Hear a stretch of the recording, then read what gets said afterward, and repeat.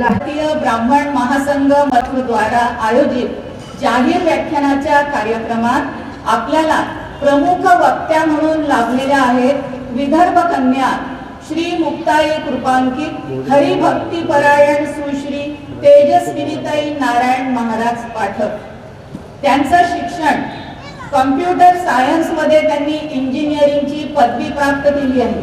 तसेच आपल्या येथील विधी कोलते कॉलेज ऑफ इंजिनिअरिंग मध्ये त्या प्राध्यापिका म्हणून कार्यरत आहेत। 2024 मध्ये वंदनीय राष्ट्रसंत तुकडोजी महाराज पुण्यतिथी निमित्ताने मोजरी येथे झालेल्या राज्यस्तरीय कीर्तन संमेलनातील त्या सुवर्ण पुरस्कार पारितोषिक विजेत्या आहेत।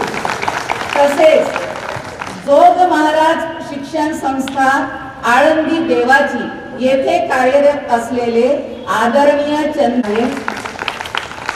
त्याचप्रमाणे मलकापूर येथे उडान ग्रुप तर्फे मलकापूर आयडॉल ही गायनाची स्पर्धा संपन्न झाली होती। त्या गायनाच्या स्पर्धेत प्रथम क्रमांक मिळवून त्या मलकापूर आयडॉल यांना मिळालेला आहे। त्याचप्रमाणे स्वयं अध्ययनाने त्यांनी त्यामध्ये उत्तरोत्तर प्रगतीच केलेली आहे।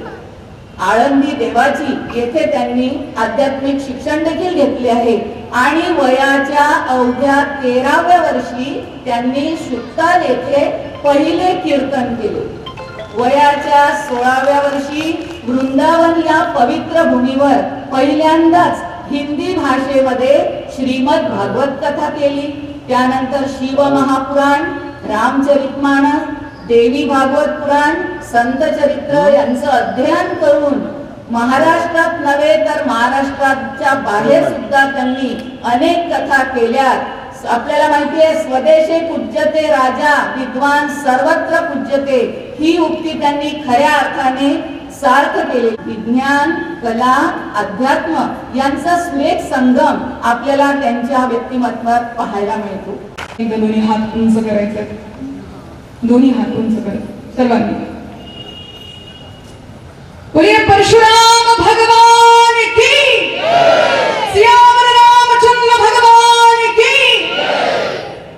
जरा जोरात पोट तिडके। आज आपल्या भगवंताच्या जन्मोत्सवाच्या निमित्ताने आपण एकीभूत झालेलो आहोत। सुरुवातीला प्रारंभी एक सुंदर उत्साह दाखवा जोरात। भगवान परशुराम प्रभु की, सत्य सनातन हिंदू धर्म की, सियावर रामचंद्र भगवान की, पवन सुत हनुमान की, रेणुका माता की। मातृभूमी जिथे जन्मले मी, नमो आर्यभूमी जिथे वाढले, नमो कर्मभूमी जिनेच्याच कामी, असो देह माझा नमामि नमामि। उपस्थित भगवत चरणानुरागी पुरुष आणि भक्तिमती माता, उपस्थित दृश्य शक्ती यांच्या चरणारविंदावर माझा साष्टांग प्रणिपात। भक्ती रसातील अभित गोडीचा आनंद आपल्या सर्वांना मिळावा यासाठी उदारपणे ज्यांनी शब्दांची उधळण आपल्या सर्वांवर केली असे असलेले ज्ञानोबारया, तुकोबारया आदी करून सदाबाईंच्या चरणारविंदावर माझा साष्टांग प्रणिपात। जगदंबा आईसाहेब रेणुका मातेच्या चरणारविंदावर माझा साष्टांग प्रणिपात। तुमच्या चरणारविंदावर सुद्धा माझा साष्टांग प्रणिपात। उपस्थित संपूर्ण श्रोतृवृंदांच्या चरणी माझा नमस्कार।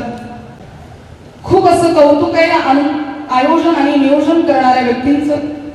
गेल्या असंख्य वर्षांपासून भगवान परशुराम प्रभूंच्या जन्मोत्सवाचा हा उत्सव, या उत्सवाचा हा नंदादीप असाच कायम तेवत यांनी ठेवला। आयोजन करणारे जेही वृंद, जेही माझे वरिष्ठ भाऊ या ठिकाणी उपस्थित आहेत, एकदा त्यांच्यासाठी जोरदार टाळ्यांनी स्वागत करा। आज त्यांच्यामुळे तुम्हाला श्रवणाचा आणि मला वक्तव्याचा लाभ मिळाला। आपण सर्वजण कौतुकास्पद आहात। आयोजन करणं खरंच एवढं सोपं नाहीये, हा तोंडाचा खेळ नाहीये, एकल्याचा नव्हे हा खेळ म्हणून मेळ मिळविला। संत म्हणतात कुणी एकाकडून धर्मकार्य होऊ शकत नाही, सर्वांना मिळून ते धर्मकार्य करावं लागतं आणि हे धर्मकार्य करणं सुद्धा इतकं साधं सोपं नाहीये। परमेश्वराची अतीव कृपा असल्याशिवाय धर्माचं कुठलंही कार्य पूर्ण होऊ शकत नाही। भगवान परशुरामाचा आशीर्वाद असंख्य वर्षापासून आपल्या पाठीशी तसाच आहे, त्यांचा वरदहस्त आपल्या पाठीशी तसाच आहे आणि परिणामतः एवढ्या वर्षांनी सुद्धा सुरू असलेला हा सुंदर असा कार्यक्रम आजही अखंडित आहे। बरेच असे आयोजन असतात, बरेच असे नियोजन असतात, प्रारंभी ते फार उंच भरारी घेतात, मधात खंडित होतात आणि प्रायः नष्ट झाल्याशिवाय सुद्धा राहत नाही। पण गेल्या मी लहान होते तेव्हापासून मी हा कार्यक्रम बघते. भगवान परशुरामाने ही कृपा केली, किमया केली. आता ही खरंच जगदंबेचीच कृपा म्हणावी. एक वेळ अशी होती ज्यावेळी मी तुमच्यामध्ये बसत होती आणि एक वेळ अशी आहे भगवान परशुरामांनी त्यांच्या चरणाजवळ उभं राहण्यासाठी मला तयार केलं. आदरणीय आमच्या काटे मॅडमनी एक शब्द वापरला, माझ्या मनाला अगदी भिडला, माझ्या अंगावर शहारे आले. आदरणीय मॅडम म्हणाले की आपली लेक आहे ती आणि लेकीचं ऐकण्यासाठी तिचा परिचय असावा.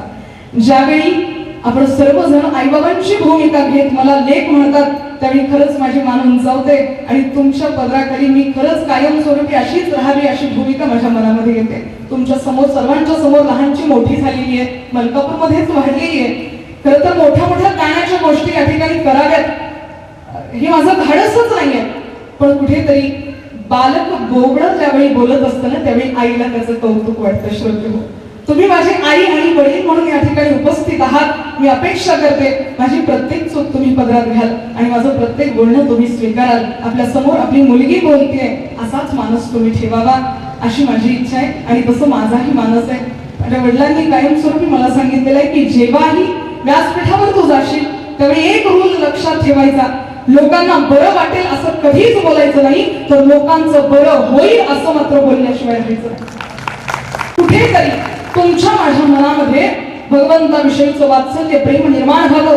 जो विषय आज आपण निवडलेला आहे त्या विषयाला अनुसरून तिळा एवढं का होईना या ठिकाणचं मार्गदर्शन आपण आपल्या पदराशी गाठ बांधून घरी घेऊन जावं एवढाच माझा मानस आहे. संस्कृतीने संस्कारांनी विविधतेने नटलेला आपला हा भारत देश, ये भारत कोई जमीन का टुकड़ा नहीं, जीता जागता राष्ट्र पुरुष है. ये वंदन की भूमि है, अभिनंदन की भूमि है, ये अर्पण की भूमि है, ये तर्पण की भूमि है. यहाँ का कंकर कंकर शंकर है, यहाँ की नदी नदी गंगा है. हम जिएंगे तो इस भारत के लिए और मरेंगे भी तो इस भारत के लिए. और मरने के बाद भी अगर हमारी गंगा मैया में बहती हुई हमारी अस्थियों को कोई कान लगाकर सुनेगा तो एक ही आवाज आएगी, भारत माता की, भारत माता की, भारत माता की, सत्य सनातन हिंदू धर्म की. अशा विविधतेने नटलेला हा भारत देश, हा देश आपल्याला मिळाला हे आपलं भाग्य आहे. पण त्यातही या महाराष्ट्रामध्ये जन्माला आलो हे आपलं सौभाग्य आहे. या महाराष्ट्रामध्ये जन्माला आलो हे आपलं सौभाग्य आहे. संतांच्या विचारांनी पावन आणि पवित्र आणि समृद्ध झालेली ही धरती मौली ज्ञानोबरायांनी उपदेश करावा आणि विश्वात्मक देवतेला महाराष्ट्र सारस्वताला ललाभूत ठरणारी ज्ञानेश्वरी लिहावी आणि त्या विश्वात्मक देवतेला सांगावं, अवघे विश्वची माझे घर, ऐसी जगाची मती स्थिर. किंबहुना चराचर तोची झाला, अख्ख्या विश्वाला माझं घर माना असं म्हणणारे ज्ञानोबराया आज त्याच महाराष्ट्रामध्ये आपण आपल्या चार भिंतीतल्या लोकांना सुद्धा आपलंसं करायला तयार नाही. ही आपली शोकांतिका आहे. माऊलींनी अख्ख्या विश्वाला आपलं घर मानलं आणि आपल्या चार भिंतीतल्या आतल्या लोकांना आपण आपलं मानायला तयार नाही आहोत. कुठपर्यंत हे हेवे दावे लोभ मद मत्सर अहंकार आपण उराशी बाळगणार आहोत. ही अंतःकरणातली जळमट जोपर्यंत निघत नाही ना तोपर्यंत आपला कुटुंब आणि आपला परिवार सुखाचा होऊ शकत नाही. एक सांगू श्रोते हो, अंतःकरणातील हेवे दावे मद मत्सर अहंकार हे ज्या दिवशी दूर होतील त्या दिवशी घरातच पंढरी आणि दारातच चंद्रभागा उतरल्याशिवाय राहणार नाही. पण आपल्या अंतःकरणातल्या या जळमटींना बाहेर काढणं सर्वात गरजेचं आहे. लक्षात घ्या, परिवार सुखाने आणि समृद्धतेने नांदावा याच्यासाठी मनातले विचार सर्वात मोठे ठरतात. आपण कुठपत प्रगल्भ विचार करतो आणि कुठपत खालच्या पायरीचे विचार करतो याच्यावर आपले संस्कार आणि आपला परिवार टिकून आहे. खरं तर पूर्वी लोकांच्या अंतःकरणामध्ये एकमेकांविषयी आनंद असायचा, एकमेकांविषयी सद्भावना असायच्या आणि पूर्वी एकत्रित कुटुंब पद्धती सुद्धा होती. आजकाल तसं काहीही शिल्लक राहिलेलं नाहीये.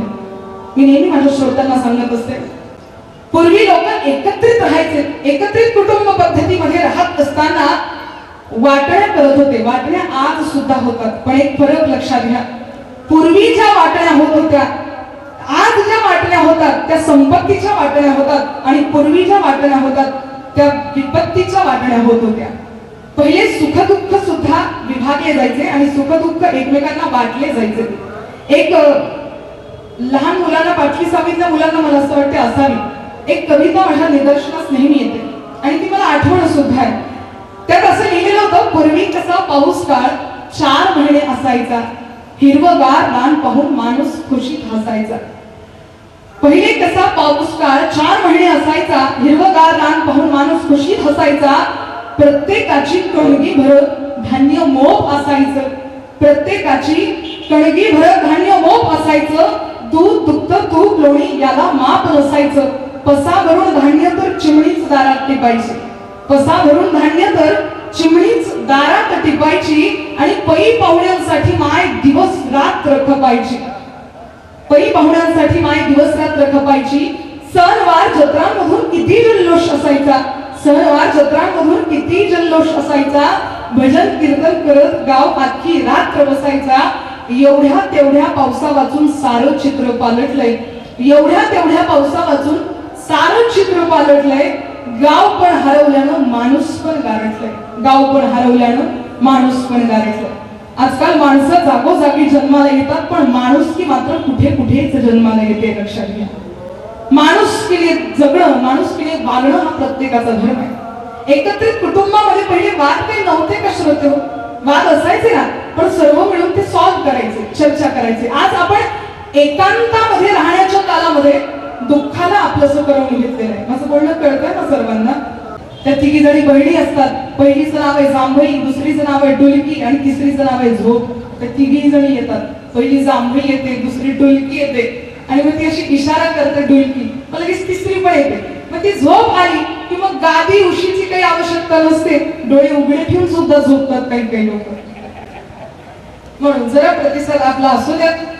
मी तुम्हाला सांगत होते, पूर्वीच्या काळी काही भांडण नव्हते का, पण चर्चा करून सगळे वाद विवाद वितंडवाद सॉल्व्ह केले जायचे. आता आपण एकांतात राहण्याच्या भूमिकेमध्ये आपण एकमेकांपासून खरं तर दुरावत चाललेलो आहे. आपल्या लक्षातच येत नाहीयेत या गोष्टी. कितीतरी अशा महापुरुषांनी संतांनी सुंदर असा संसार केला. नाथांनी संसार सुद्धा सुंदर केला आणि नाथांनी परमार्थ सुद्धा सुंदर केला. अबीर गुलालाची उधळण नाथांच्या नाथवाड्यामध्ये होत होती. पांडुरंग 36 वर्ष नाथायांकडे श्रीखंडाचं रूप घेऊन पाणी वाहिला त्या ठिकाणी. आज आपल्या 4 भिंतीच्या आतमध्ये आपल्या स्वतःलाच राहावं वाटत नाही, आपणच गुरफटल्या जातो. देव कुठून त्यामध्ये येणार? मी नेहमी सांगत असते श्रोते हो, आपका भवन सुंदर हो न हो, लेकिन आपकी भावनाएं बड़ी सुंदर होनी चाहिए. आपल्या अंतःकरणातले विचार खूप सुंदर आणि खूप प्रगल्भ असावेत. एकमेकांशी बोलत, एकमेकांशी वार्तालाप करत, एकमेकांना आदर द्या, एकमेकांना सन्मान द्या. आदर हा फार मोठी गोष्ट असते. लक्षात घ्या, जोपर्यंत आपण आपल्या नात्याचा आदर टिकवून ठेवत नाही, तोपर्यंत बाहेरील मंडळी सुद्धा आपल्या घराण्याला कधीच चांगलं म्हणणार नाही. आपण एकमेकांचा आदर करायला शिका. आजकाल आम्ही अहंकाराच्या भरामध्ये एवढे वाहत चाललेलो आहे की आम्ही आमच्याच घरातल्यांना किंवा आमच्याच कॅटेगरीतल्या लोकांना आम्ही तुच्छ पाहायला लागलेलो आहे. पायाखाली त्यांचा स्वाभिमान चिरडून टाकण्याच्या प्रयत्नात आपण राहिलेलो आहोत. लक्ष द्या, भगवंताने फार आनंदाने आणि फार सुंदरतेने आपल्याला ते काही लोक आपल्या पदरात घातलेले आहेत, जीवनामध्ये दिलेले आहेत. सोन्यासारखी माणसं आपल्या आजूबाजूला आहेत, त्या प्रत्येकाचा आदर करा. जोपर्यंत त्यांचा आदर होणार नाही तोपर्यंत आपल्या नात्यामध्ये खुशहाली राहणारच नाही, आनंद राहणारच नाही. पती पत्नीचा जो संसार आहे, आता खरं तर पती पत्नीच्या गोष्टी सांगण्यासाठी मी समर्थ नाहीये, पण तरी माझ्या अल्पबुद्धीला सुचेल. आणि हे व्यासपीठ त्याचंच आहे, प्रबोधन करण्यासाठीच आहे. त्यामुळे तीच एक भावना मनामध्ये ठेवत आपल्या पती पत्नीच्या आपल्या दाम्पत्य जीवनामध्ये सुद्धा एकमेकांना आदर द्या. आजकाल विवाह संस्था सुद्धा फार बिघडलेल्या आहेत. कितीतरी असे लोक आहेत ज्यांचे विवाह बरोबर सुरळीत चालत नाहीयेत. त्याच्यामागे असंख्य कारण आहेत. तो खरं तर वैयक्तिक प्रश्न आहे, पण जर सूक्ष्मतेने विचार केला तर कुठेतरी आपला अहंकार मिळतो. पतीला मी पती परमेश्वर आहे याचा अहंकार आहे, आणि पत्नीला मी सुद्धा लक्ष्मी आहे याचा अहंकार आहे. जोपर्यंत मी पती परमेश्वर आहे हा अहंकार नष्टप्राय होणार नाही, आणि लक्ष्मीचा सुद्धा मी घरातली लक्ष्मी आहे हा अहंकार नष्टप्राय होणार नाही, तोपर्यंत कसा बरा आनंद येईल? देव ब्रह्माच्या साक्षीने एकमेकांना साथ करण्याचं वचन दिलंय ना आपण. मग जी परिस्थिती येईल ती आनंदाने स्वीकारूयात आणि पुढे जाऊयात. हा एक सामान्य भाव आपल्या मनात काय येत नाही? आपण नेहमी एकमेकांच्या उणीवावर लक्ष ठेवतो, तुझं कुठे चुकलंय. अहो, एकमेकांचे दोष पाहण्यापेक्षा एकमेकांचे गुण पाहूयात ना आपण. दोष पाहून पाहून किती दिवस एकमेकांविषयीचा राग मनामध्ये ठेवणार आहोत. कधीतरी गुण बघा. माझी पत्नी ना सर्वांमध्ये चांगली आहे म्हणत जा कधीतरी जरा. आजच मला घरी गेल्यावर हा म्हणजे जरा त्यांना माझ्याविषयी आणखी आपुलकी वाटेल. म्हणा जरा की सगळ्या बायकांमध्ये हा असं बोलले की तुम्ही टाळी वाजवता नाही का, असं बोलते आता. म्हणा कधीतरी की सगळ्या बायकांमध्ये अगं तुझं सगळं चांगलंय बरं, तू फार आनंदित असते 24 तास. तुम्हाला एक सांगू का श्रोते हो, मी भागवत पुराण ज्यावेळी करते ना त्यावेळी 60व्या दिवशी सुदामदेवजींचं जे चरित्र येतं ते मला फार प्रिय आहे. त्याच्यामधला एक पूजनीय डोंगरेजी महाराजांनी सांगितलेला प्रसंग मी तुम्हाला सांगते. अगदी छोटासा आहे. सुदामदेवजी आपल्या सर्वांना माहिती आहे. सुदाम ब्राह्मण दुःख दारिद्र्य पिढीला मुष्टी पोहे घेऊन या त्याच्या भेटी लागी गेला. सुदामदेवजी अतिशय दारिद्र्य होते. घरी काहीही नव्हतं. 2 वेळी खाण्याची सुद्धा सोय नव्हती. परमेश्वराच्या दर्शनासाठी गेले तर मुष्टीभर पोहे घेऊन गेले, तेही शेजारणीकडून मागून गेले. तपःपूत होते, जितेंद्रिय असे असलेले ते ब्राह्मण सुदामदेवजी. का परमेश्वराने सोन्याची नगरी त्यांना दिली सांगू त्याचं कारण तुम्हाला. सुदामदेवजींच्या पत्नीचं नाव होतं माता सुशीला. सुशीला त्या मातेचं नाव. तपःपूत पुरुषाची ती पत्नी. तिने कधीही पतीला म्हटलं नाही की मला चांगलं पातळ घेऊन द्या किंवा माझा संसार सुंदर करा, कधीही नाही. जितेंद्रिय असणारे ते ब्राह्मण कधीच कुणाच्या दारासमोर जाऊन काहीही मागत नव्हते आणि सुशीलेला त्याचा सार्थ स्वाभिमान होता. एक दिवशी सुशीलेने सुद्धा म्हटलं, प्रभू स्वामी तुम्ही तुमच्या मित्राला भेटायला जा. तुम्ही त्यांना दुःख तुमचं सांगू नका, पण ते दयाघन आहेत, कृपावत्सल आहेत. तुमच्याकडे पाहून नक्कीच तुमच्यावरती दया केल्याशिवाय राहणार नाही. हा शब्द सुदामदेवजींनी ऐकला आणि निघाले. कान देऊ नये का. सुदामदेवजींना सोन्याची नगरी, सुदामदेवजींचा भाव पाहून तर भगवंताने दिलीच दिली, पण परमेश्वराच्या अंतःकरणात एक भाव त्या दिवशी आला. पूजनीय डोंगरेजी महाराज सांगतात, एखाद्या श्रीमंताचा संसार कुठलीही स्त्री करते, पण एका गरीब ब्राह्मणाचा संसार माझ्या सुशीलेने केला. तिचा संसार सोन्याचा करण्याचं दायित्व मी माझ्या हातात घेतो आणि परमेश्वराने सोन्याची नगरी तिला देऊन दिली. श्रीमंताचा संसार सगळेच करतात हो, पण एका गरीबाचा संसार जी करते ना ती एक प्रतिभावंत स्त्री असते. लक्षात घ्या. तिने तिच्या पतीचा हात कधीच सोडलेला नसतो. सुशीला मातेचं वर्णन श्रीमद भागवत कथेमध्ये स्कंद पुराणामध्ये सुंदर असं आलेलं आहे. जर कधी वेळ मिळाला तर नक्कीच वाचा. 18 विश्व दारिद्र्य असताना सुद्धा तिने जीवनाकडून कधी तक्रारच केली नाही. आपलं काय आहे ना जरा आपलं थोडं वेगळं काम आहे. आपलं कसं काम आहे सांगू का तुम्हाला. हाँ, तबीयत खराब थी कोई दवा न ताबीज काम आया. तबीयत खराब थी कोई दवा न ताबीज काम आया. फोन करके पति से लड़ी तब जाके मुझे जरा आराम आया. असं असतं म्हणे. मग आमचं डोकं दुखतं त्याला झेंडूबाम वर्क नाही करत. त्यांना फोन करून 4-5 सुनावले की मग मात्र आम्हाला बरं वाटतं. ते तुमच्याकडचं नाही सांगत. आपल्या मलकापुराचं काहीच नाही, तिकडचं सांगते बुलढाण्याच्या पलीकडचं. गमतीचा भाग वजा करा. मी तुम्हाला सांगत होते एकमेकांविषयीचा आदर जोपर्यंत मनामध्ये येत नाही, विश्वास जोपर्यंत नात्यामध्ये येत नाही, तोपर्यंत जीवन कसं बरं मंगलमय होणार. कसं बरं एकमेकांच्या उणीवाच आपण नेहमी पाहायच्या. कुठेतरी चांगल्या गोष्टी आणि यांनीच तुम्हाला म्हणावं की तू चांगली आहेस असं नाही बरं. तुम्ही पण जरा कधी कधी म्हणत जा. नाहीतर तुमचं कसं आहे, यांच्या गाडीचा आवाज आला की भांड आपट, कळशी आपट, हे कर ते असं नाही होत चालत. पुरुषाच्या जातीला नाही बोलता येत, पुरुषाच्या जातीला व्यक्त सुद्धा होता येत नाही. त्यांच्या जबाबदाऱ्या त्यांनाच माहिती असतात.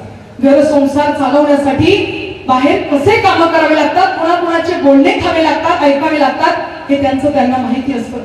त्यामुळे आपला संसार सुखकर करण्यासाठी आपला पती कष्ट जर घेतोय ना तर त्याचा स्वाभिमान टिकवून ठेवण्याचं आद्य कर्तव्य सुद्धा आपलंच असतं. स्त्रियांना मी लक्षात घ्या. एक स्त्रीच कारणीभूत असते आपला संसार सुखकर करण्यासाठी. एका स्त्रीची सर्वात मोठी भूमिका असते. या स्त्रीला भगवंताने सगळे दायित्व याच्याच करता दिलेले आहे. एखाद्या घरामध्ये जसं कर्ता पुरुष चांगलं कार्य करतो आणि त्याच्या शब्दाला मान देऊन सगळेजण आनंदाने नांदतात, तसं परमेश्वराला सुद्धा वाटलं असेल या संपूर्ण पृथ्वीवरचा संसार चालवण्यासाठी एकमात्र स्त्री शक्ती एकमात्र नारी शक्तीच अशी आहे की जिच्यावर सगळ्या जबाबदाऱ्या आपण सोपवूयात आणि तीच या जबाबदाऱ्या पार करेल याचा विश्वास माझ्या परमेश्वराला सुद्धा आहे. म्हणून सगळ्या जबाबदाऱ्या आपल्याकडे सोपवल्यात. त्या वडाला ज्या फेऱ्या मारतो आपण, जे काही उपवास तापवास करतो, जे काही व्रत वैकल्य करतो, संसारासाठी करतो, ही जबाबदारी परमेश्वराने आपल्याला दिली आणि ती सुद्धा आपण लीलया स्वीकारायची आहे आणि सुंदर असा संसार करायचा आहे. बऱ्याच वेळी नात्यांमध्ये काही गोष्टींनी वाद वितंडवाद निर्माण होतात. मी तुम्हाला सांगितलं त्याचं पहिलं कारण आहे अहंकार. अहंकार थोडा बाजूला ठेवायचा. नात्यामध्ये जर नातं चांगलं होत असेल तर प्रत्येकाने झुकायचं. आपले पूर्वज आपल्याला सांगतात ना, ते भांडतं असावं पण मोडतं नाही माहिती तुम्हाला? भांडतं असावं पण मोडतं नसावं असं बोलत जा जरा जोरात. भांडतं असलं तर चालतं पण मोडतं अजिबात असू नये.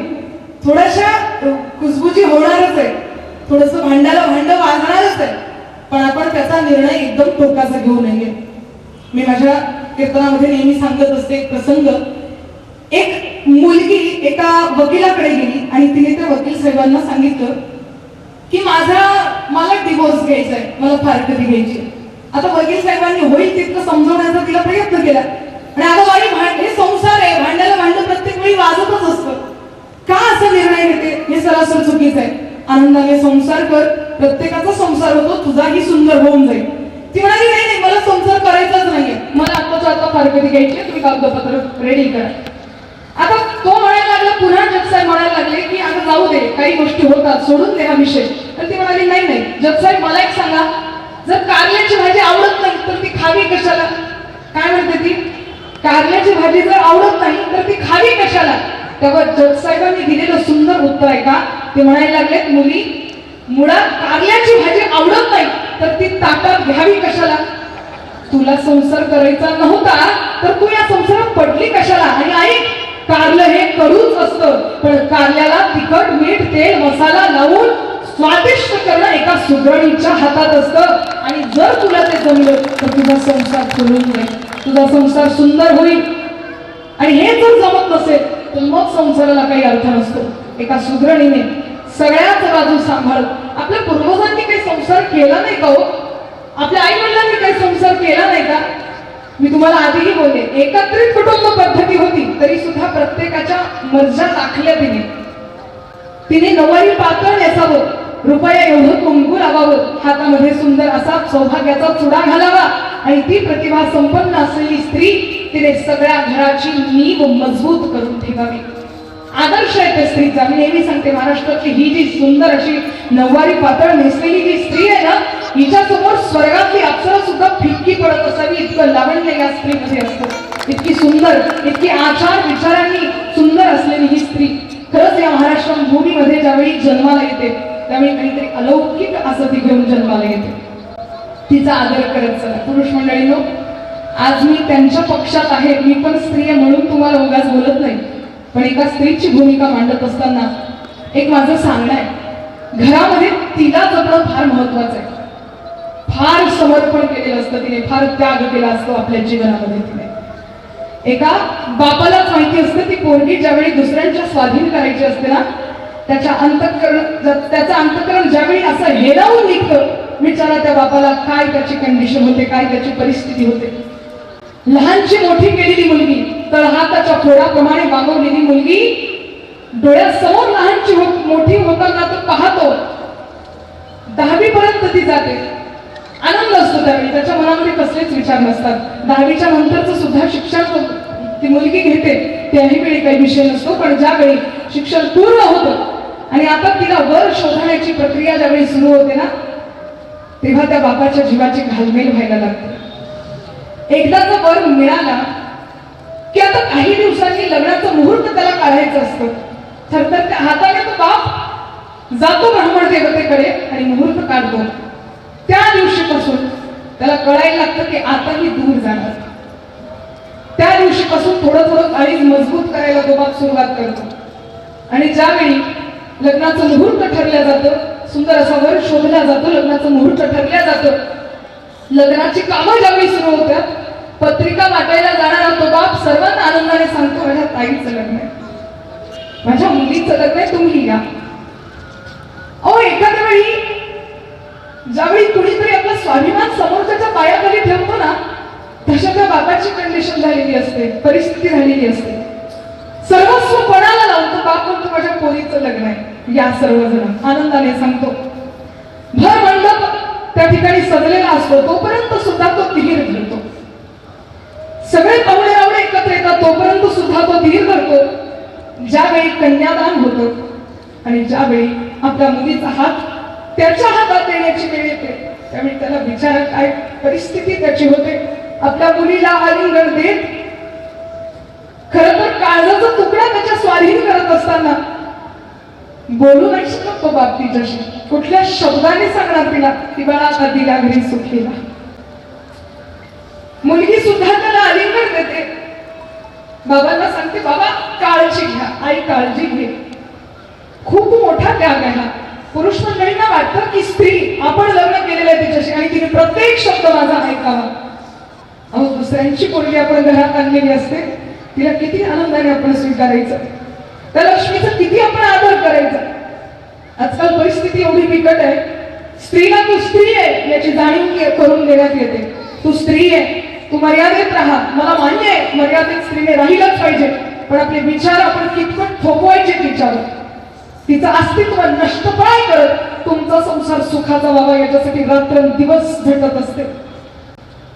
तो बाप आलिंगन देतो आणि तिला ज्यावेळी शेवटचं सांगतो ना की बाळा आनंदात राहा, त्याची परिस्थिती त्यालाच माहिती असते. श्रोते हो, किसी ने दौलत दे दी, किसी ने शोहरत दे दी, किसी ने दौलत दे दी, किसी ने शोहरत दे दी. भरी सभा में रोते हुए उस बाप ने कहा कि मैंने तो मेरे घर की रौनक दे दी, मैंने तो मेरे घर की रौनक दे दी. त्याच्या घरातला आनंद कसलाही विचार न करता अहो पुढे तिला कसं वागवलं जाणार, पुढे तिला किती संसाराचे चटके बसणार, पुढे तिला किती हेवे दावे सहन करावे लागतील याची यत्किंचितही चिंता न करता विश्वासाने तो बाप त्यांना समोर त्या मुलीला समोरच्या स्वाधीन करत असतो. घरात आलेल्या लक्ष्मीचा इतका आदर करा. तुम्हाला सांगते घरातल्या लक्ष्मीचा जर तुम्ही आदर करणार ना तर महाविष्णूची सेवा करणारी लक्ष्मी सुद्धा तुमच्यावर आपोआप प्रसन्न झाल्याशिवाय राहणार नाही. तुम्ही आधी तिचा आदर करायला शिका. ती आपल्या जीवनामध्ये किती महत्वाची सांगू तुम्हाला. आता मी ती म्हणते याचा अर्थ फक्त स्त्री जी लग्न झालेली स्त्री आहे तिलाच नाही म्हणत आहे. ती स्त्री जी आई पण असू शकते, जी बहीण पण असू शकते, जी मुलगी असू शकते, त्या प्रत्येक स्त्रीला मी सांगेन. सलील कुलकर्णीजींची एक कविता आहे, ज्यावेळी मुलगी किंवा एक स्त्री आपल्या घरात नसते ना त्यावेळी आपल्या घराची आवश्यकता, आपल्या घराची परिस्थिती कशी असते ऐका. ते म्हणतात, नसतेस घरी तू जेव्हा जीव तुटका होतो, जगण्याचे विरती धागे संसार फाटका होतो. नसतेस घरी तू जेव्हा नभ फाटून वीज पडावी, कल्लोळ कसा ओढवतो. नभ फाटून वीज पडावी, कल्लोळ कसा ओढवतो. ही धरा दिशाहीन होते अन चंद्र पोरका होतो. नसतेस घरी तू जेव्हा जीव तुटका होतो, जगण्याचे विरती धागे संसार फाटका होतो. नसतेस घरी तू जेव्हा येतात उन्हे नाराशी, हिरमसून जाती मागे. येतात उन्हे नाराशी, हिरमसून जाती मागे. खिडकीशी थबकून वारा तव गंधा वाचून जातो. नसतेस घरी तू जेव्हा जीव तुटका होतो, जगण्याचे विरती धागे संसार फाटका होतो. नसतेस घरी तू जेव्हा. अशी स्त्री ज्यावेळी स्त्री घरामध्ये नसते ना श्रोते हो, त्यावेळी ही परिस्थिती होते. येतात पुन्हे दाराशी, हिरमुसून जाती मागे. खिडकीतून ऊन सुद्धा घरी यायला नाकारतं खिडकीतून हवा वायू सुद्धा घरापर्यंत पोहोचू शकत नाही, कारण ती घरी नाहीये, कारण तिचं अस्तित्व घरी नाहीये. लक्षात घ्या, जगाच्या मालकाला वृक्षाची अपान हारे ज्याची सत्ता, राहिली अहंता मग कोठे. जले विष्णू स्थले विष्णू सर्व विष्णुमय जगत, अखिल ब्रह्मांडाचा चालक असलेला परमेश्वर कटेवर हात ठेवून विटेवर पंढरपूरला उभा आहे. पण तो एकटा उभा नाहीये, त्याच्या मागे एक स्त्री शक्ती सुद्धा उभी आहे आणि तिला कायमस्वरूपी म्हटलं जातं, तुझ्या विना संसार, तुझ्या विना वैकुंठाचा कारभार चालना, एकल्या विठुरायाला या संसार पेलना. तिच्याशिवाय तो सुद्धा संसार करू शकत नाही, तिच्याशिवाय या सृष्टीची निर्मिती सुद्धा अपूर्ण आहे, तिच्याशिवाय तुमचा माझा संसार सुद्धा अपूर्ण आहे. म्हणून माझं म्हणणं आहे की तिला सुद्धा तुम्ही जपलंच पाहिजे. ती मुलगी असू द्यात, तुमची पत्नी असू द्यात किंवा तुमची आई असू द्यात, तिला तिची गरिमा राखत चार चौघांसमोर जर तुम्ही म्हणाल, ए कळतं का तुला, डोकं आहे का तुला, चार चौघांसमोर जर आपण असा तिचा अपमान करणार असू तर जे चार चौघ बसलेले आहेत ना तेही तिच्याकडे त्याच भावनेने बघतील. आपण तिची गरिमा जपून ठेवायची आहे, तिचा आदर जपून ठेवायचा आहे. आणि तुम्ही सुद्धा मातांनो त्यांची गरिमा जपून ठेवणं, त्यांचा आदर जपून ठेवणं हे तुमचं सुद्धा आद्य कर्तव्य आहे. आजकाल अरे वा, इकडून टाळी वाजली, वाजवा ना जरा जोरात, मग सगळेच वाजवा. काय कोपऱ्यातून टाळीचा आवाज आला की माझी ऍसिडिटी वाढते. मला असं वाटतं एकाने नाही, सगळ्यांनीच वाजवली पाहिजे. टाळी म्हणते मी, वाजवली पाहिजे म्हटलं, नाही तर मग हा असं नको व्हायला. आपण सुद्धा त्यांचा अधिकार, त्यांची गरिमा आपण जपून ठेवायची असते. श्रोते हो, त्यांच्या पण काही भावना असतात. मी तुम्हाला आधीही बोलले की त्यांना सुद्धा व्यक्त नाही होता येत. आपण आता नामतीर्थकर सांगायच्या की काही मुली, आता तुमचा संसार बऱ्यापैकी झालेला आहे, पण आजकाल तरुण मुलींना ते सांगत होत्या, काही मुली आपला पती परमेश्वर दारात येऊपर्यंत त्याला बूट काढण्याचा तरी अवकाश द्यावा तेवढंही देत नाही. तो घरात आल्याबरोबर 12 तास ड्युटी करत ज्यावेळी तो घरात येतो त्यावेळी ती घरातली मुलगी, घरातली स्त्री, त्याची बायको त्याला म्हणते, चला मला पिझ्झा खाण्याची इच्छा झालेली आहे. आता त्याची मानसिकता काय आहे, 12 तास सलग काम करत घरी येऊन जरा बसून त्याच्या हातात पाण्याचा ग्लास द्यायचा, ते गेलं कुणीकडे, माझी इच्छा आहे तुम्ही पूर्ण करा. संसारामध्ये हे सगळं नाही चालत. एक सांगू तुम्हाला, रूठना स्त्री का श्रृंगार होता है. क्या म्हणते मी, रूठना स्त्री का श्रृंगार होता है और रूठी हुई स्त्री को मनाना पुरुष का सौभाग्य होता है. या 2 वाक्याने संसार चालत असतो. लक्षात घ्या, संसाराचं हे जे गाड आहे ना एकमेकांसाठी फार महत्वाचं आहे, फार महत्वाचं आहे. आनंदाने जरा स्वीकार आहे ना तर देवधर्माच्या साक्षीने आपण एकमेकांना वचन दिलेली आहेत. खरंच एकमेकांना सांगा की तुमच्या असण्याने माझं जीवन किती समृद्ध आहे. माता मौल्यांना आज तुम्ही सुद्धा घरी गेल्यावर बोला जरा त्यांच्याशी, अहो तुमच्यामुळे माझं जीवन समृद्ध आहे. काही गोष्टी ज्या मला आधी करता आल्या नाही, आज त्या तुमच्याकडे आल्यानंतर मी पूर्ण करू शकले. खरंच तुमचे खूप खूप आभार आहे की तुम्ही माझ्या आयुष्यात आलात आणि माझं आयुष्य फार सुंदर झालं.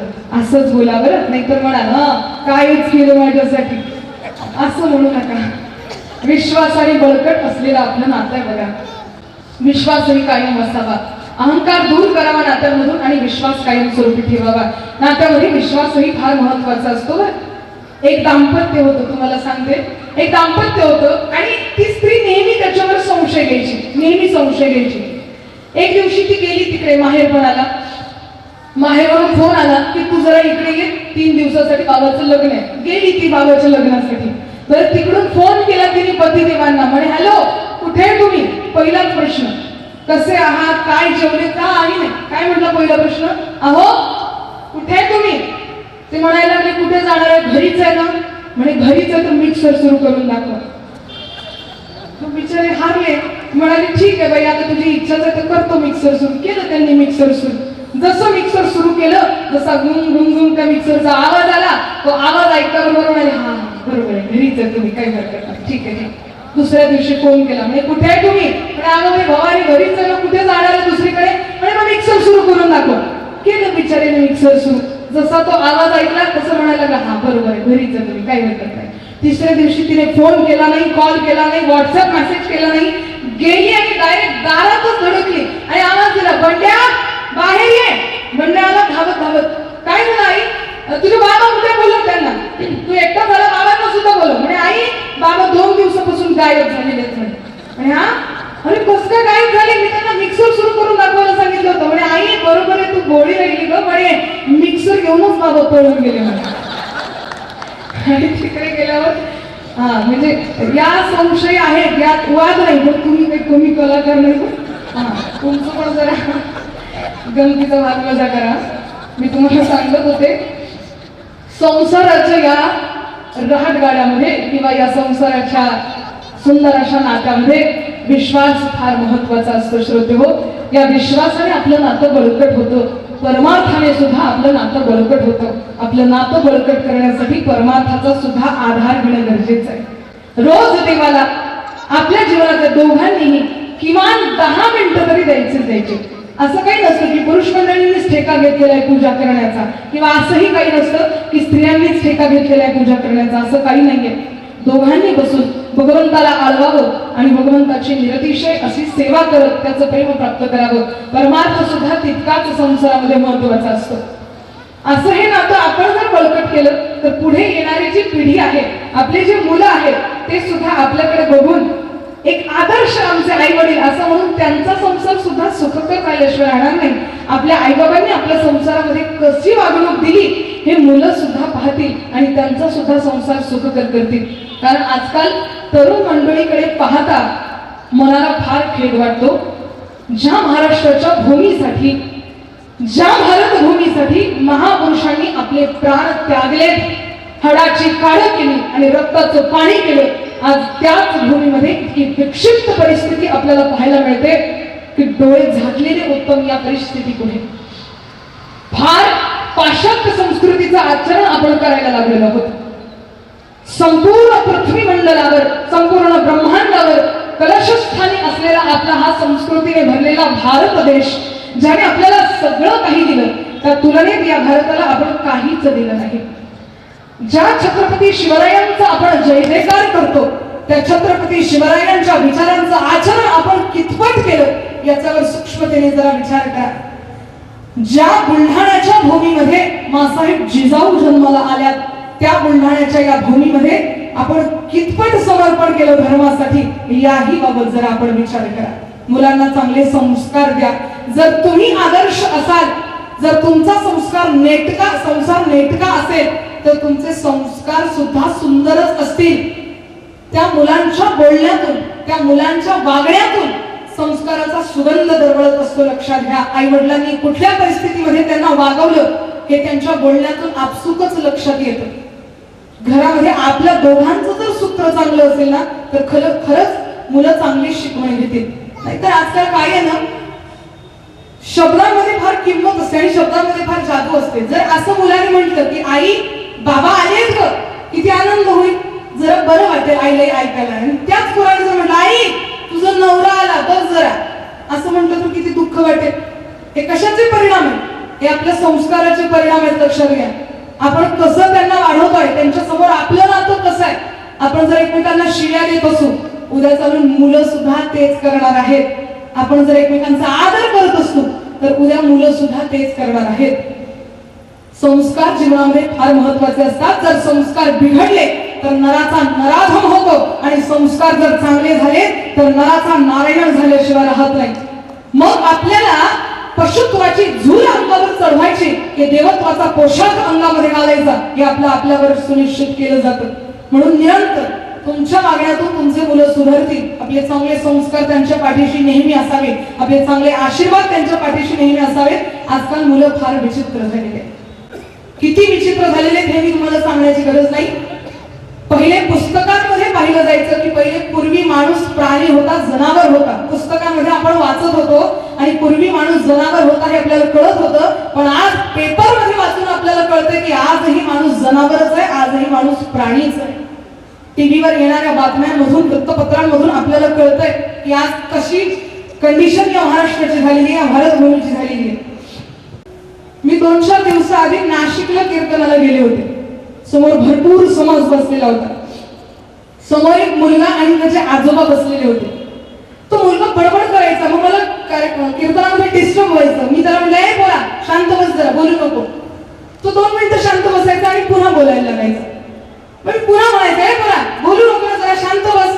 तो पुन्हा शांत बसायचा 2 मिनिटं आणि पुन्हा बोलायला लागायचा. म्हणजे अरे तुला समजत नाही का रे, तू शांत का बसत नाही, मला कीर्तनामध्ये व्यत्यय होते. बाजूच्या आजोबांना म्हणलं, आजोबा तुम्ही सांगा बरं त्याला शांत बसायला. म्हणजे ताई चुकताय म्हणे तुम्ही. म्हणलं काय झालं? म्हणजे तुम्ही 3 वेळेस त्याला पोरा पोरा म्हणून आवाज दिला, तो पोरगा नाहीये, ती मुलगी आहे म्हणे. बरं, त्याने काय कपडे जे घातलेले होते त्याच्यावरून तुम्हाला मुलगाच दिसत होता, म्हणे ती मुलगी आहे. म्हटलं बरं असू द्या, मुलगी आहे तर मुलगी आहे. का गं बाई तुला शांत बसता येत नाही का बोलते? म्हटलं आजोबा तुम्ही तिला सांगा बरं आता अजिबात बोलू नको. म्हणे ताई तुम्ही पुन्हा चुकलात. म्हटलं काय झालं? म्हणे मी पण आजोबा नाही, मी तिची आजी आहे. म्हणजे आजीचा कसा वेश असेल तुम्हाला कळलं असेल. आजकाल ते बॉबकट, सासूकट, सासराकट, काय काय कट निघाल्यात. त्यात ती जीन्स पॅन्ट घालणारी आजी पहिली मला जरा अंगाला काटाच आला. म्हटलं ही जर आजी आहे तर आजोबा कशी असतील. म्हटलं बरंच बरं. रस्त्याने चालताना सुद्धा मी आजच येत होते, आमच्या सदावरती काकू घ्यायला आल्या. रस्त्याने येताना एक स्कूटीवर मुलगी मला दिसली, छान मोठे केस तिचे होते मागून. माझ्या मनात आलं वा त्या ताईचे केस किती सुंदर आहे.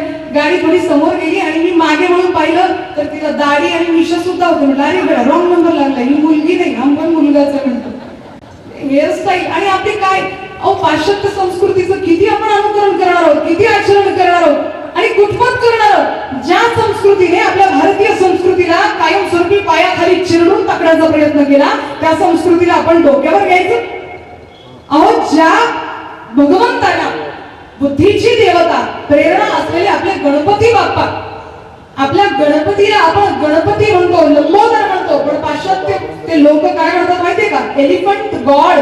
कारण की त्यांना हत्तीचं मस्तक लावलेलं आहे म्हणून म्हणतात एलिफंट गॉड. नृसिंहदेव भगवंताला म्हणतात लायन गॉड. आता हनुमंतरायाला काय म्हणत असतील हे मी तुम्हाला सांगण्याची गरज नाहीये. अशी ही आपली एवढी सुंदर संस्कृती आणि आपण तरी त्यांच्याच संस्कृतीचं आचरण करायचंय. मी कीर्तनाच्या माध्यमातून नेहमी सांगत असते मुलांना ना आपली संस्कृती शिकवा. किती सुंदर आहे आपली संस्कृती.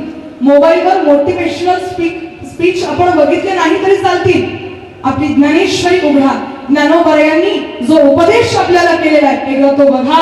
भर रणभूमीमध्ये त्या ठिकाणी त्या पार्थाला जो उपदेश भगवान श्रीकृष्णाने केला प्राकृत भाषेमध्ये, ज्ञानोबरायांनी ती ज्ञानेश्वरी लिहावी आणि आपल्या सर्वांच्या समोर द्यावी. ज्ञानेश्वरीची एक तरी ओवी अनुभव करून बघा. ज्ञानोबरायांचा फार त्याग, फार समर्पण या सगळ्या गोष्टींमध्ये आहे. एक तरी ओवीचं आचरण आपण करून बघा. आपल्या मुलांना शिकवा त्या ओवीविषयी, त्या ज्ञानेश्वरीविषयी. आजकाल शाळांमध्ये त्या कोण असतो तो एक लाल कपड्यांचा बाबा असतो, त्याला मोठ्या मोठ्या दाढी असतात, मिशा असतात पांढऱ्या, काय म्हणतात त्याला? सॅन्टा क्लॉज म्हणतात का? Santa clause. आजकाल शाळांमध्ये सुद्धा ही परिस्थिती झालेली आहे निर्माण. मुलांना सांगतात सॅन्टा क्लॉजचा वेश परिधान करून आणि ते मुलं जातात त्या वेश परिधान करून. तिकडे जे विदेशी लोक आहेत ना, एक लक्षात घ्या, विदेशी लोक त्यांच्या मुलांना सांगतात की तुम्हाला सॅन्टा क्लॉज एक बक्षीस देणार आहे, एक गिफ्ट घेऊन येणार आहे आणि तुम्हाला ते देणार आहे. तसा तो सॅन्टा क्लॉज नावाचा कुणी नाही आणि तो येऊन गिफ्ट सुद्धा देत नाही.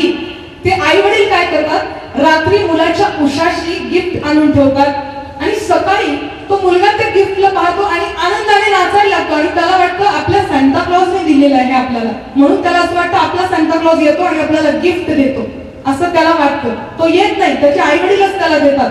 मी नेहमी माझ्या श्रोत्यांना सांगते, श्रोते हो, तुम्ही सुद्धा पंढरपूरला जा, जगन्नाथपुरीला जा, अयोध्येला जा, ज्ञानेश्वरांच्या आळंदीला जा.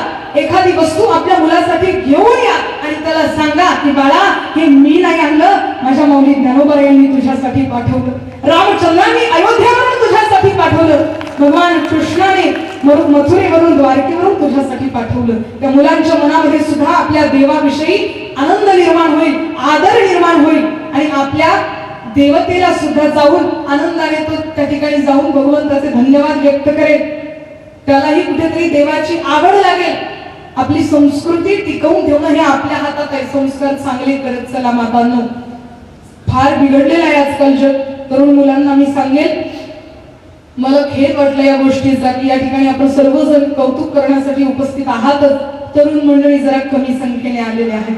तसंही तरुण मंडळींचं एक विचार असे असतात की जिथे धार्मिक कार्यक्रम आहे, जिथे पारमार्थिक कार्यक्रम आहे, त्यांना ते म्हणतात म्हाताऱ्या लोकांचा ऑर्केस्ट्रा लागला म्हणे, ऑर्केस्ट्रा. आमचं काही कामच नाही आहे. मग काय आहे आपल्या कामाचं? हेच काहीशे असे व्यासपीठ असतात, हेच काहीशे असे धर्ममंडप असतात ज्या ठिकाणी खरंच प्रबोधन केलं जातं आणि हे प्रबोधन ऐकून तिला एवढा का होईना बदल करण्याची भावना आपल्या मनामध्ये जागृत होत असते. आणि याच व्यासपीठांचा जर आपण त्याग करत राहिलो तर मग आपले जीवन सुखकर आणि सुंदर करण्यासाठी आपण दुसरीकडे जाणार तरी कुठे आहोत? मला खेद वाटतो या गोष्टीचा. महाराष्ट्रामध्ये आपण जन्माला आलेलो आहोत. छत्रपती शिवरायांचा हा महाराष्ट्र. छत्रपती शिवरायांनी सुद्धा आपलं रक्त सांडलं या महाराष्ट्र भूमीला स्वतंत्र करण्यासाठी, स्वराज्याचं सुराज्य करण्यासाठी. आज त्याच महाराष्ट्रातले मुलं शहरी भागामध्ये जातात आणि शहरी भागातले ते मुलं, एक मुलगी स्टेजवर डान्स करत असते, थोपडे कपडे घालून डान्स करत असते आणि तिचा डान्स पाहण्यासाठी एक नाही दोन नाही लाखोच्या संख्येने तरुण त्या ठिकाणी जातात, शिट्ट्या वाजवतात. ती अश्लील प्रकारचं नृत्य करते आणि हा जाऊन तिथे शिट्ट्या वाजवतो आणि तिच्याकडे अश्लील नजरेने पाहतो. त्यावेळी आपल्या मनात एक भावना येत नाही का, ज्या छत्रपती शिवरायांच्या महाराष्ट्रामध्ये आपण जन्माला आलो त्या छत्रपती शिवरायांनी कधीच मुलगी नाचवली नाही, तर नेहमी मुलगी वाचवण्याचाच प्रयत्न केला. कधीच मुलगीला त्यांनी नाचवलं नाही. शत्रूची मुलगी समोर आणून उभी केली, नखशिखांत तिच्याकडे पाहिलं, घाबरायला लागली, थरथर थरथर कापायला लागली. सिंहासनावर आरूढ असलेला हा राजा चुटकी सरशी येईल आणि मला गिळंकृत करून जाईल. छत्रपती शिवरायांनी म्हणावं, घाबरू नकोस, नखशिखांत तुला पाहतोय, पण तुला पाहताना मनामध्ये वासना येत नाहीये, तर तुला पाहताना मनामध्ये येत आहे की हिच्या उदरातून माझा जन्म झाला असता तर मी किती सुंदर झालो असतो. जिजाऊ सुंदर नव्हत्या अशातला भाग नाहीये, पण शत्रूच्या मुलीकडे पाहण्याची सुद्धा वात्सल्याची भावना आहे, ममत्वाची भावना आहे. आपल्या मनामध्ये कधी येणार आहे हे विचार? गल्लीमधून येणाऱ्या मुलीकडे तिरप्या नजरेने आपण पाहायला लागलेलो आहोत. आपल्याला आपल्या पूर्वजांनी आणि आपल्या आई वडिलांनी हेच संस्कार ते काय द्यायचे ते दिलेले आहेत का? मी नेहमी सांगत असते बघा, ज्यावेळी माता सीता जिवंत मिळाली ही रामरायाची शक्ती होती, पण माता सीता पवित्र मिळाली ही रावणाची सुद्धा मर्यादा होती. त्या मर्यादेने तिने माता सीतेला खरं तर सांभाळलं होतं.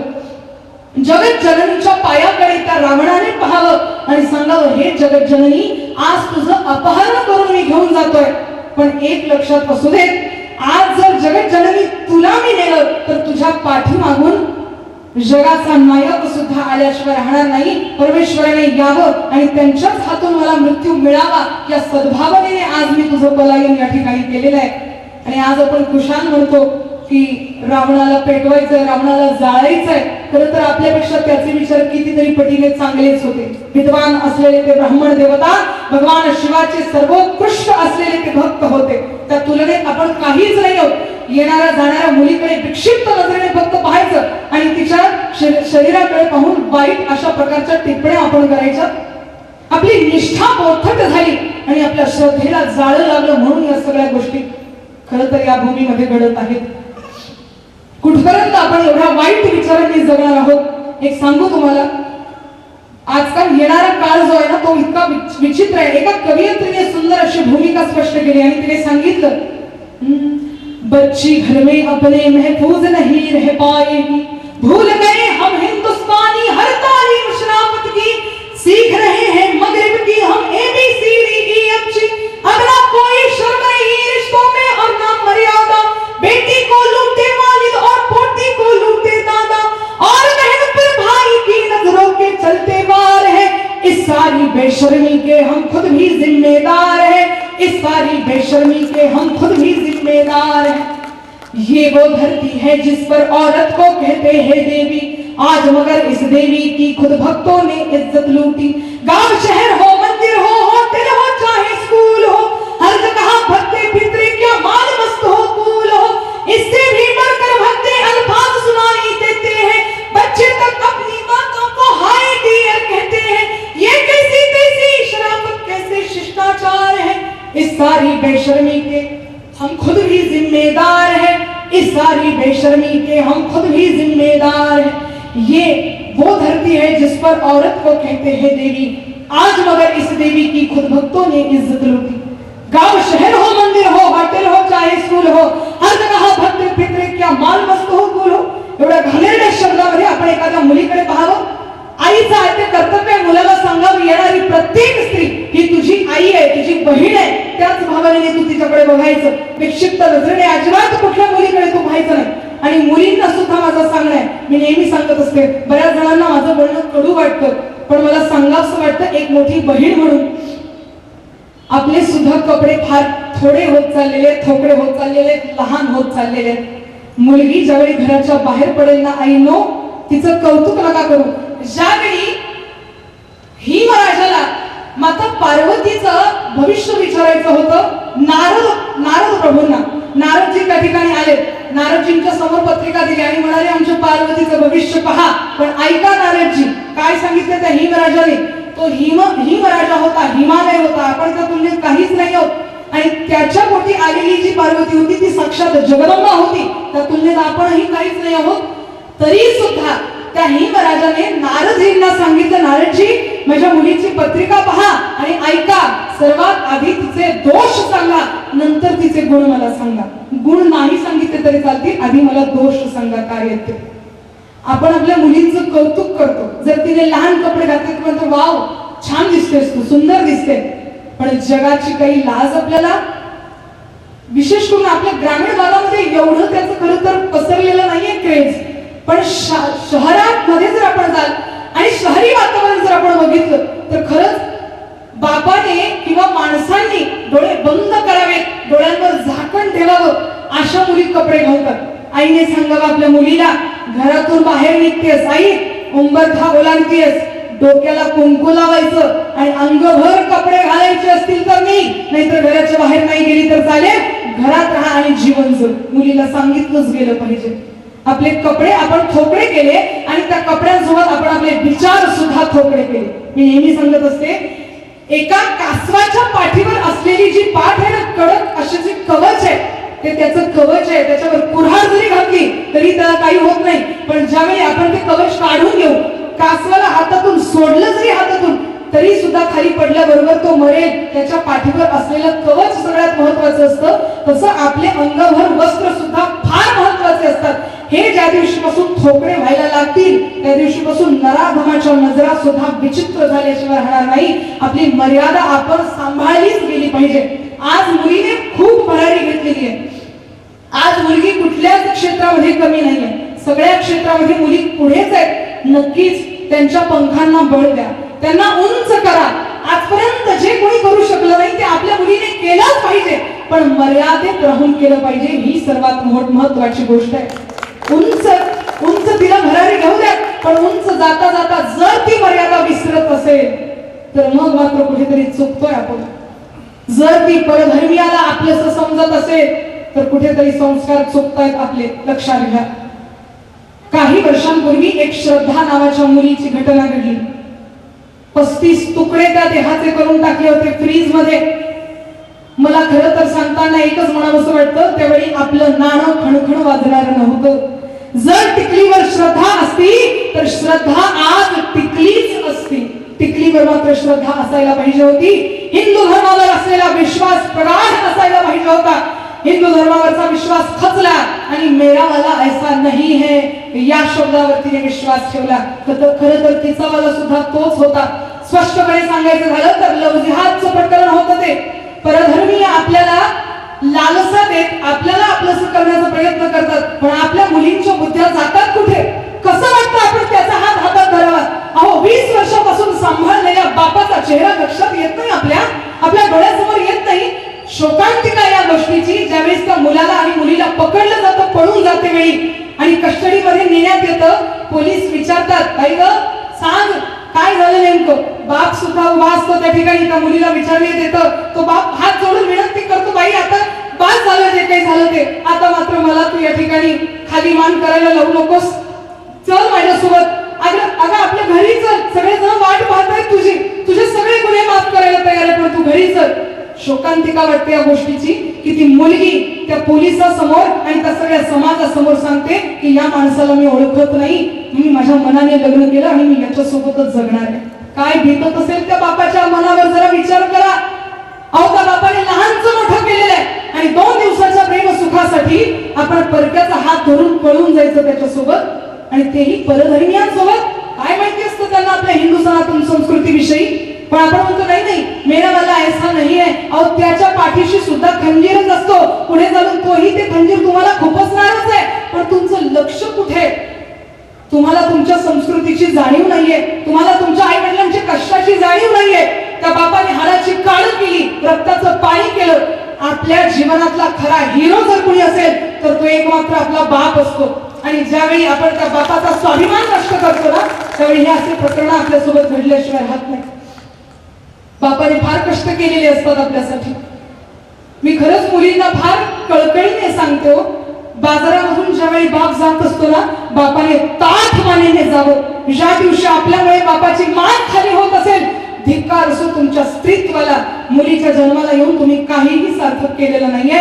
एखाद्या चौकामध्ये जर बोर्ड लागलेला आहे, एखाद्या चौकामध्ये जर मोठा बॅनर लागलेला आहे की अमक्याची मुलगी राज्यस्तरीय स्पर्धेमध्ये प्रथम क्रमांकाने आली, त्या बापाची छाती अशी फुलून जाते. पण बाजारात तो निघाल्या छातीने बाप सांगतो चौकात जिचं बॅनर लागलं ना ती माझी मुलगी आहे. काय आनंद होतो त्या बापाला. डोळ्यात पाणी येतं त्याच्या डोळ्यातलं हे पाणी पाहण्यासाठी आपण जीवन जगलं पाहिजे मुलींनो. त्याच्या डोळ्यातच नाही त्याचं रोम रोम जे पुलकित झालेलं आहे ना आपल्या आनंदाला धरून, त्या गोष्टीसाठी आपण जीवन जगलं पाहिजे. आणि जर आपण हे अशी कृत्य करत असू तर काय आपल्या जीवनाला अर्थ? बापाची मान ताठ असावी. समाजामध्ये फिरत असताना खरंच पोरीने नाव काढलं असं बापाला म्हणावं लोकांनी आणि असं सुंदर जगणं वागणं बोलणं आपलं असावं. पण आपण एवढे पाश्चात्य संस्कृतीचं अनुकरण करत करत स्वतःच्या सगळ्या मर्यादा विसरून गेलो. त्या बापाने त्या आईने काय काय केलं आपल्यासाठी खरं सांगू तुम्हाला. उरामंदी मायाच्या काळ्या मेघवानी, उरामंदी मायाच्या काळा मेघवानी, दाखविना कधी कुणा डोळ्यातलं पाणी. झिजू झिजू संसाराचा गाडा हाकला, झिजू झिजू संसाराचा गाडा हाकला. भटामंदी हसू जरी कणा वाकला, घडीभर तू थांब जरा ऐक त्याची धापर. लई अवघड हाय गड्या उमगाया बापर, उमगाया बापर. लई अवघड हाय गड्या उमगाया बापर, उमगाया बापर. त्या बापाला आपण जाणलंच नाही हो कधी. त्या बापाच्या चेहऱ्यावरचा आनंद प्रसन्नता सिद्धीला जाण्यासाठी आपण काहीही नाही केलं. रात्रंदिवस शेतामध्ये तोच राब राबला. आपले स्वप्न जे आपण पायाखाली तुडवले ते आपल्या मुलांनी पूर्ण करावे याच्यासाठी त्या बापाने किती कष्ट केले, किती त्याग केला. आईला रडता येतं. जर मुलं शिक्षण घेण्यासाठी बाहेर देशात जात असतील तर आईला रडता येतं, बापाला रडता नाही येत. बाप मुलाला पाठीवरून हात फिरवतो आणि घरी जाऊन स्पुंदन स्पुंदन करत रडतो. त्याला समाजासमोर रडता येत नाही. त्याला समाजासमोर ताठ मानेने जगण्याची सवय असते. त्यामुळे त्याला व्यक्त होता येत नाही. पण आपलं सुद्धा वागणं जर असं सुंदर असेल ना तर खरंच बापाला आनंद होईल. आई वडील सुद्धा आपल्या जीवनात फार महत्वाचे असतात. मुलांना मुलींना माझं सांगणं आहे, आपण कुटुंबामध्ये माझी भूमिका जाणवत असताना पती पत्नीने सुरुवातीला मी तुम्हाला सांगितलं कसं वागावं, कसं बोलावं किंवा काय आपल्या जीवनामध्ये आदर्श असावा. मुलींना मुलांना सुद्धा माझं सांगणं आहे, आई वडिलांचे आशीर्वाद नेहमी आपल्या पाठीशी असतात. ते आशीर्वाद जे काम करतात ते जगातली कुठलीच शक्ती काम करू शकत नाही. चाणक्य नीतीमध्ये सांगितलं जातं, लक्षात घ्या, चाणक्य नीतीमध्ये सांगितलं जातं आपलं कुठलंही कार्य सिद्धीला जाण्यासाठी एकदा देवतेच्या पायी नाही पडलं तरी चालेल, पण आई बाबांच्या चरणारविंदावर माथा टेकवा. तुमचे अपूर्ण काम सुद्धा पूर्ण झाल्याशिवाय राहणार नाही. आई वडिलांच्या आशीर्वादामध्ये शक्ती आहे. आशीर्वाद फार बळकट असतात. आपल्या आई वडिलांचे आशीर्वाद नेहमी घेत चला. आई वडिलांचं मन कधी आपल्याला दुखवायचं नाही. एक मुलगा मुलगी या नात्याने आई वडिलांना जे चांगलं वाटेल तेच आपण करायचं. आपल्या घराची गरिमा आपण राखून ठेवायची. आपल्या कुल परंपरेचा त्या ठिकाणी धर्म आपल्याकडून राखलाच गेला पाहिजे. आपल्या सर्वांना माझं सांगणं आहे, जीवन प्रवास सुंदर करण्यासाठी प्रत्येकाची भूमिका ही महत्वाची असते आणि प्रत्येकाचे विचार हे महत्वाचे असतात. एकमेकांविषयी कृतज्ञता ठेवा. जगाचं भलं व्हावं अशी भावना मनामध्ये ठेवा. सगळ्यांचं चांगलं व्हावं अशी भावना मनामध्ये ठेवा. कारण जगाचं चांगलं व्हावं असा विचार जो करतो त्याचं चांगलं होण्याची जिम्मेदारी माझा भगवंत हातात घेत असतो. बाकीच्यांचं होईल तेव्हा होईल, पण तुमचं मात्र चांगलं केल्याशिवाय भगवंत राहणार नाही. म्हणून आपले विचार सुद्धा चांगले ठेवा. आपल्या पतीला साथ देत चला. ज्यावेळी पती कष्ट करत असताना एखादी स्त्री गृहिणी असते ना, तेव्हा ती गृहलक्ष्मी म्हणून त्याला साथ करत असते. पतीला आर्थिक रित्या जर पत्नी मदत करत असेल तर ती धनलक्ष्मी किंवा वैभव लक्ष्मी म्हणून नेहमी साथ करत असते. पतीवर ज्यावेळी संकट येईल तेव्हा तिने धैर्य लक्ष्मीचं काम करावं आणि धैर्य ठेवत पतीला साथ करावं. आणि पतीने सुद्धा तिच्या प्रत्येक कार्यामध्ये तिला उंच जाण्यासाठी तिला मदत करा. तिला जरा प्रोत्साहन देत चला. आपल्या मुलाबाळांना सुद्धा प्रोत्साहन देत चला.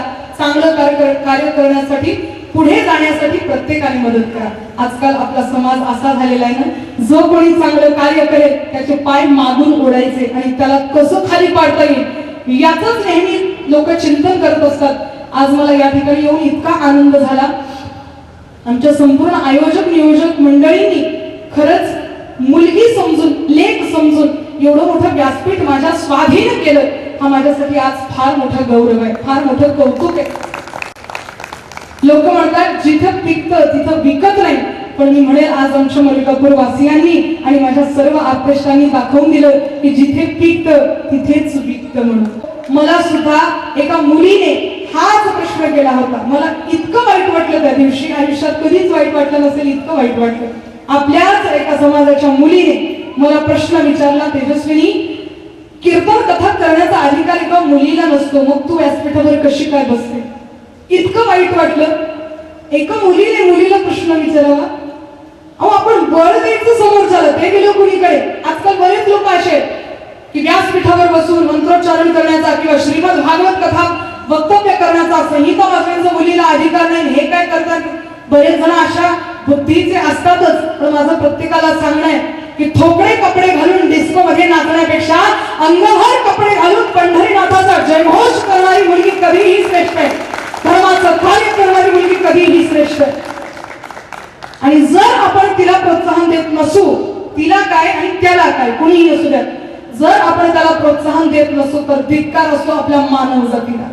बोलिए परशुराम भगवान की, श्रीराम रामचंद्र भगवान की, पवन सुत हनुमान की, सत्य सनातन हिंदू धर्म की, नमः पार्वती पते हर हर. तुमच्या सर्वांच्या चरणारविंदावर माझी आजची ही सेवा सुपूर्त करते. भगवान परशुरामचंद्र प्रभूंच्या चरणारविंदावर सेवा सुपूर्त करते. येत्या 1 ते 1.5 तासापासून आपण मला सर्वांनी ऐकलं त्याबद्दल सर्वांचे मनस्वी आभार व्यक्त करते. आयोजकांनी ही संधी माझ्या वाट्याला दिली, तुमचे शतशः ऋण व्यक्त करते आणि माझे बोलणं थांबवते.